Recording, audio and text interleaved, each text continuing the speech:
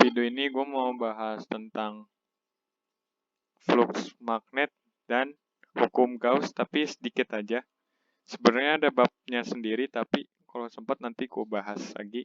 Intinya, buat masuk ke kapasitor, lo harus ngerti flux magnet dan hukum Gauss gitu. Jadi, ini gue gambarin kayak ada kotak gitu. Kotaknya gue warnain apa ya? Merah.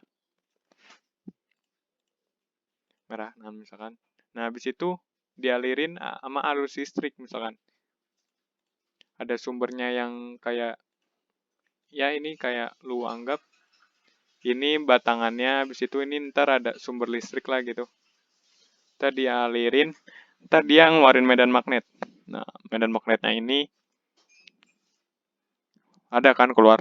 Nah, nanti kayak ini dari sini nembus gitu. Nah, garis-garis medan magnet ini namanya flux.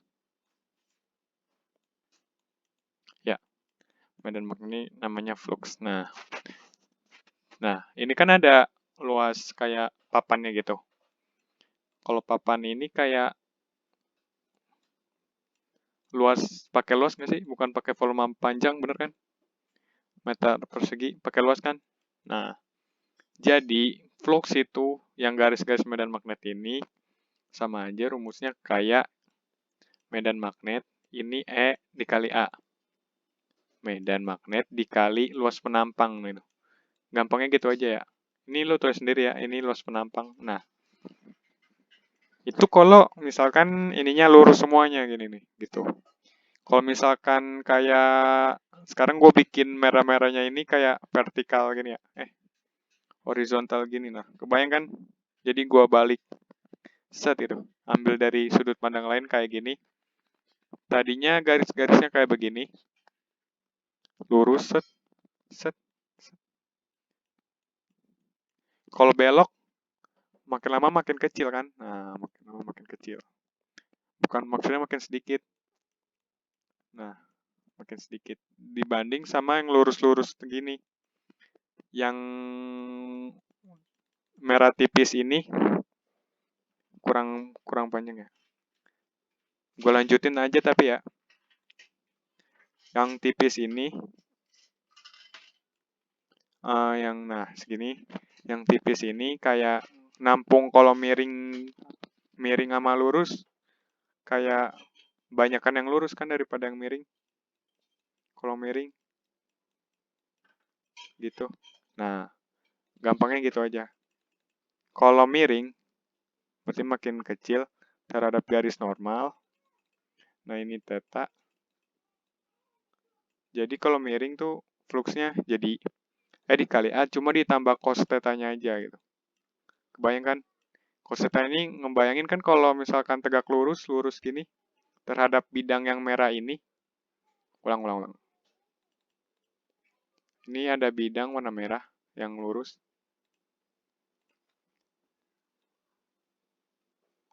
Nah gitu. Nah, kalau misalkan lurus makin banyak nih, misalkan. Emang nggak misalkan lagi, emang makin banyak. Ini tegak lurus kan? Nah, 90 derajat. Itu cos 90 derajat kan 1. Paling gede kalau cos 1 kan? 1,5, setengah kedua, setengah ketiga. Paling besar itu 1. Paling kecil itu 0. Misalkan 0 derajat, ditembak dari sini fluxnya. Yang nggak ada efek apa-apa gitu. Sama aja dia cuma nerima sedikit banget flux gitu. Jadi, pakainya cos gitu. Kalau sin kan kebalikan. Kalau sin itu kalau yang tegak lurus dia makin kecil, yang sejajar dia makin besar nilainya gitu. Oke. Nah, gue pakai yang ini nih. Dikali A. Nah, sewaktu-waktu fluxnya itu berubah-ubah gitu. Terus luas penampangnya juga bisa berubah-ubah. Jadi, gue kayak giniin. Oh enggak deng, ini kayak percobaan di... Ini udah masuk hukum Gauss yang dia jadi pakai bola gitu. Ini 3 dimensi ya. Ini lu bayangin bola bukan lingkaran. Warna hitam, dasarnya warna merah misalkan. Dia tembakin flux magnet. Jadi kayak nembus gitu, nembus. Nah, jadi dia makanya kayak eh, kan kalau bola kayak nggak rata ya.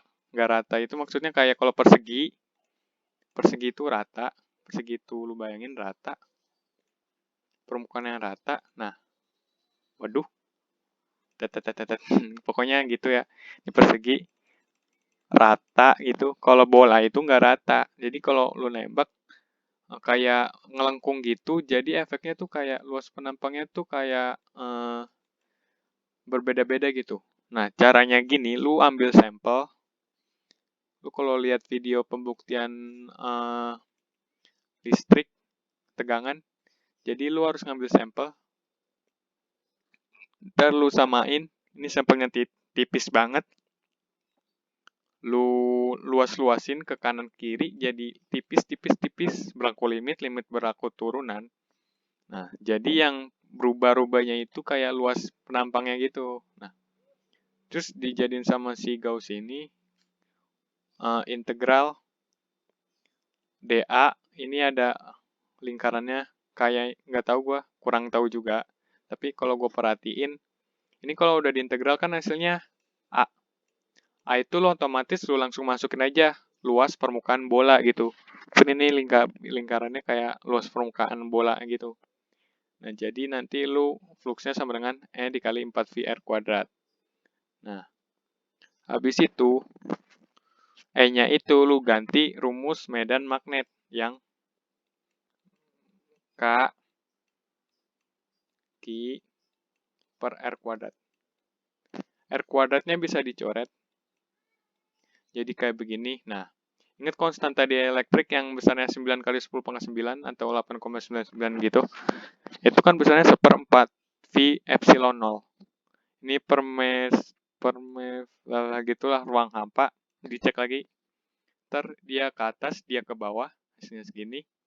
Nah, ini lo konversi jadi kayak gini. Jadi rumus umumnya gini. Nah, jadi flux magnet umumnya ada dua rumusnya. E dikali A sama satu lagi ini kali ini. Kalau nggak mau ribet ngapalinnya, oke?